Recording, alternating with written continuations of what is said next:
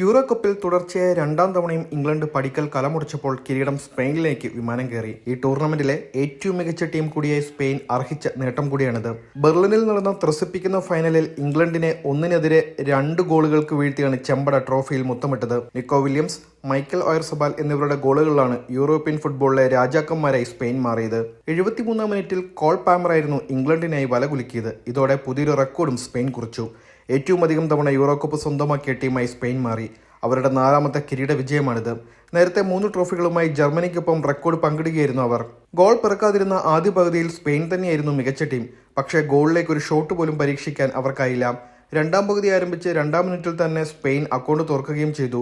വലത് വിങ്ങിലൂടെയുള്ള നീക്കത്തിനൊടുവിൽ യാമലാണ് ഗോളിന് വഴിയൊരുക്കിയത്. പന്തുമായി ബോക്സിലേക്ക് കുതിച്ചെത്തിയ യമാൽ ഇടതുമൂലയിലൂടെ കുതിച്ചെത്തിയ വില്യംസിന് പാസ് നൽകി. ഫസ്റ്റ് ടൈം ഇടങ്കാൽ ഷോട്ടിലൂടെ വില്യംസ് അത് വലയിലേക്ക് പായിച്ചപ്പോൾ ഡൈവ് ചെയ്ത ഗോളി പിക്ഫോർഡ് നിസ്സഹായനാകുകയായിരുന്നു. എന്നാൽ ഇംഗ്ലണ്ട് വീറോടെ പൊരുതുന്നതാണ് പിന്നീട് കണ്ടത്. 73-ാം മിനിറ്റിൽ അവർ സമനിലയും പിടിച്ചുവാങ്ങി. ബോക്സിന് പുറത്തുനിന്നുള്ള കിടിലിനൊരു ലോങ് റേഞ്ച് ഷോട്ടിലൂടെയാണ് പാമർ വലകുലുക്കിയത്. ഇതോടെ മത്സരം അധിക സമയത്തേക്ക് നീളുമെന്ന പ്രതീതി ഉണ്ടാവുകയും ചെയ്തു.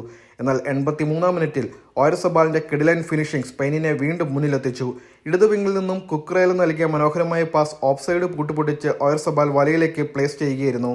സ്പെയിനിന്റെ ആധിപത്യമാണ് ആദ്യ മിനിറ്റുകളിൽ കണ്ടത്.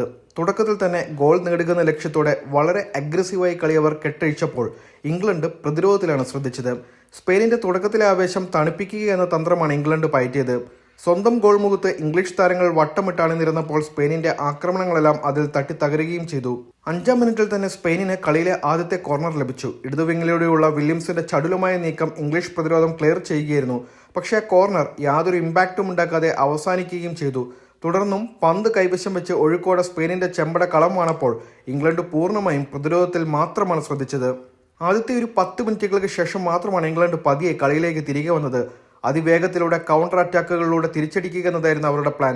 13-ാം മിനിറ്റിൽ സ്പെയിനിന്റെ അപകടകരമായ ഒരു നീക്കം ഇംഗ്ലീഷ് ഡിഫൻഡർ സ്റ്റോൺസ് ബ്ലോക്ക് ചെയ്യുകയായിരുന്നു. 15 മിനിറ്റുകൾക്ക് ശേഷം ഇംഗ്ലണ്ട് കൂടുതൽ കരുത്താർജിക്കുന്നതാണ് കണ്ടത്. 18-ാം മിനിറ്റിൽ ഷോയും സാക്കിയും ചേർന്ന് വലതു വിങ്ങിലൂടെ മറ്റൊരു അറ്റാക്ക് കൂടി നടത്തിയെങ്കിലും അത് സ്പാനിഷ് പ്രതിരോധത്തിൽ തട്ടി തകരുകയായിരുന്നു. ആദ്യത്തെ 25 മിനിറ്റിൽ ഗോളിലേക്ക് ഒരു ഷോട്ടും പരീക്ഷിക്കുവാൻ ഇരു ടീമുകൾക്കുമായില്ല. ആദ്യ അരമണിക്കൂർ പിന്നിട്ടപ്പോൾ 70% പന്ത് കൈവശം വെച്ചത് സ്പെയിനായിരുന്നു. ഈ ആധിപത്യം ഗോളാക്കി മാറ്റുവാൻ അവർക്ക് സാധിച്ചതുമില്ല.